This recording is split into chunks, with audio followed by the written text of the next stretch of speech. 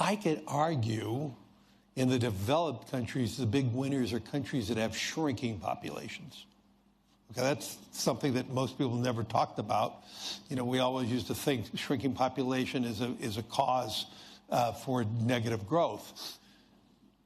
But in my conversations with the leadership of these large developed countries that have xenophobic immigration policies, they don't allow anybody to come in, shrinking unemployment, shrinking demographics, these countries will rapidly develop robotics and AI and technology.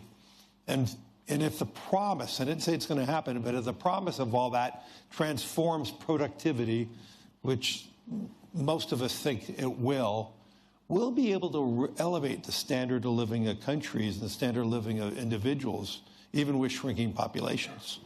And so the paradigm of negative population growth is going to be changing.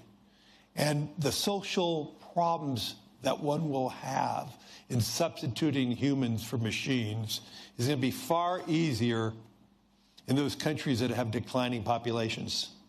And so for those countries that have rising populations, the answer will be education, and so rapidly develop. You know, for those countries that do not have a foundation of rule of law or education, they're going to be left, that's where the divide's going to get more and more extreme. And unfortunately, in the Industrial Revolution, we saw the creation of a new class of the urban proletariat, and much of the political and social history of the last 200 years involved what to do with this class and the new problems and opportunities.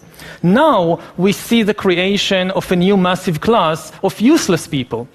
As computers become better and better in more and more fields, there is a distinct possibility that computers will outperform us in most tasks and will make humans redundant. And then the big political and economic question of the 21st century will be, what do we need humans for? Or at least, what do we need so many humans for? Do you have an answer in the book?